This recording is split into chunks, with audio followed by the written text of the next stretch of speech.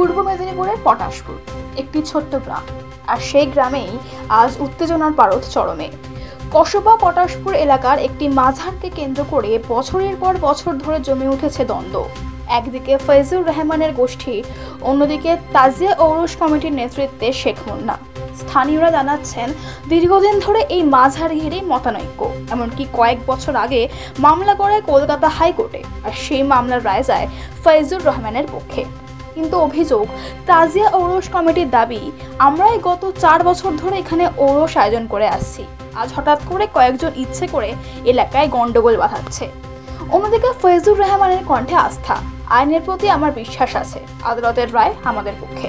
ফলে দফায় দফায় বিক্ষোভ ও পাল্টাপাল্টি অভিযোগে পরিস্থিতি হয়ে ওঠে অগ্নিগর্ভ। এলাকায় মোতায়েন হয় বিশাল পুলিশ বাহিনী। এখন প্রশ্ন একটাই, আইনের রায় মেনে শান্তি ফিরবে কি, নাকি এই মাঝারকে ঘিরে এই সংঘাত আরো বড় অশান্তির দিকে নিয়ে যাবে পটাশপুরকে?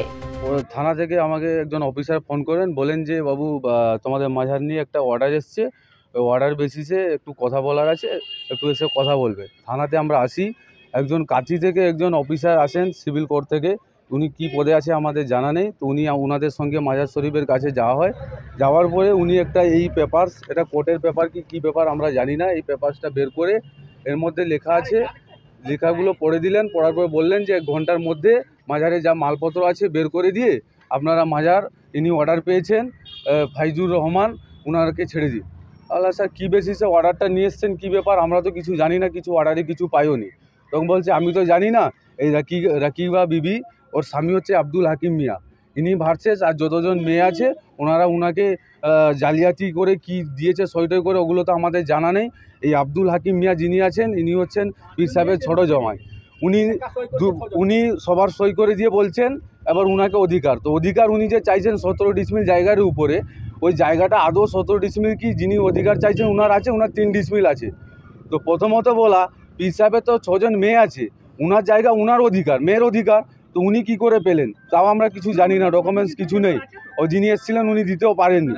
বাদ বাকি হচ্ছে জালসাজি করে তো সই টই করে সব করেছে। এবং বলার বলতে আমরা সব এলাকাবাসী এখানে আছি, আমাদের একটা কমিটি আছে তাহিরিয়া উরুস কমিটি, ওই কমিটির মধ্যে আমাদের কিছু দেশবাসী আছে এবং প্রশাসনের তরফ থেকেও ওসি, বিডিও, সিআই ইনারাও আছেন। তো আমরা 4 বছর বিগত উরুস করে আসছি, তো হঠাৎ কোনো দিন কিছু ব্যাপার না, আজকে হঠাৎ এই পেপারসটা আসার পরে তারপর আমরা যখন জানতে পারি যে ওর মধ্যে উনার ছোট জামাই যে আছে উনি ওদিকে চলে গেছেন। উনি আগে আমাদের দিকে ছিলেন, উনার কাজ হচ্ছে যেদিকে টাকা পায় ওই দিকে চলে যায়, টাকা যেদিকে নেই ওই দিক থেকে আবার সরে যাওয়া। তো এই যে এলাকার মধ্যে দ্বন্দ্ব সৃষ্টি করছে, তাজপুর থেকে এসে পটাশপুরে বারবার ওই আব্দুল হাকিম মিয়া এই ব্যক্তিটা গণ্ডগোল সৃষ্টি করছে, এটা প্রশাসনের নজরে অবশ্যই আমরা দেব, প্রশাসনকেও দেখা উচিত আছে।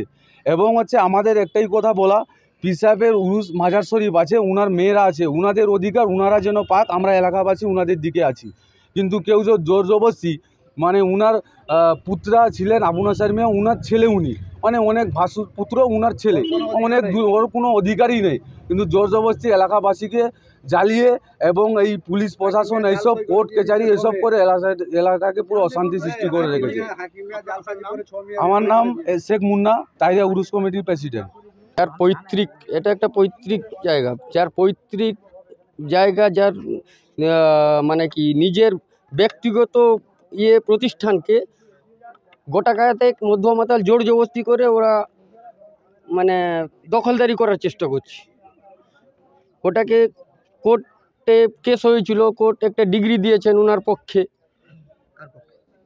মানে আমার মাস্টারমশাইয়ের পক্ষে, ফয়জুর রহমানের পক্ষে, ইনি এখানকার যিনি গদ্দি নাসিম, ওনার পক্ষে অর্ডার হয়েছে। অর্ডার করা সত্ত্বেও এখানে গোটা কর্তৃক মাতাল এসে বলে আমরা গ্রামীণ পক্ষেই, তো গ্রামীণবাসী সব আছে, আমিও তো এই গ্রামের ছেলে। এখানে দীর্ঘ প্রতীক্ষার অবসান, মানে 1987 সাল থেকে এই টাইটেল শ্যুটটা চলছিল। এখানে টাইটেল শ্যুটে যারা বাদীনি ছিলেন তারা কেস করেছিলেন, আমরা বিবাদী ছিলাম সেখানে, আমার বাবা সেখানে বিবাদী ছিলেন, ডিফেন্ড নাম্বার 3 ছিলেন সেখানে। তো কোর্ট অলরেডি 2008 সালের অর্ডার নাম্বার 5 অফ 2006-এ অর্ডার, এতে 31শে জুলাই সম্ভবত তিনি 2008 সালে কেসের আমাদের পক্ষে রায় দিয়ে দেন। বাবাকে এখানকার মানে অ্যাজ এ খলিফা অ্যান্ড সাজ্জাদা নাসিন হিসাবে, খলিফা সাজ্জাদা দ্যাট ইজ রিলিজিয়াস সাকসেসর হিসাবে সেখানে তিনি রাইট দিয়ে দেন সেখানে। তো তো সেই হিসাবে তারপরে ইনাদের সেটা পছন্দ হয়নি, ইনারা সেটাখানে অ্যাপিল করেছিলেন। অ্যাপিল কেসটাতেও তারা হেরে যান। আমি টাইটেল এক্সিকিউশনের জন্য অ্যাজ এ মানে তার উত্তরাধিকারী হিসাবে, জাজমেন্ট হোল্ডার হিসাবে আমি সেখানে কোর্টে অ্যাপিয়ার হই। তো এক্সিকিউশন, সেই কোর্ট এক্সিকিউশনের আজকে অর্ডার দেন। এক্সিকিউশন অর্ডার জন্য ওখান থেকে নাজিরখানা থেকে নাজির বাবু এসেছিলেন ওনারা এক্সিকিউশন করানোর জন্য, কিন্তু এখানে বাদিনীর মধ্যে একজন বাদিনীর পক্ষে তারা উপস্থিত ছিলেন, আর কেউ সেখানে ছিলেন না। এবার হয়েছে কি, এখানে যারা অবজেকশন দিচ্ছেন এরা কেউ কিন্তু এই জায়গার কোনো ইন্টারেস্টেড পার্টি নয়। এখানে তারা না বাদিনীদের পক্ষে না বিবাদীর পক্ষে, এরা হচ্ছেন totally third person, vested interested person.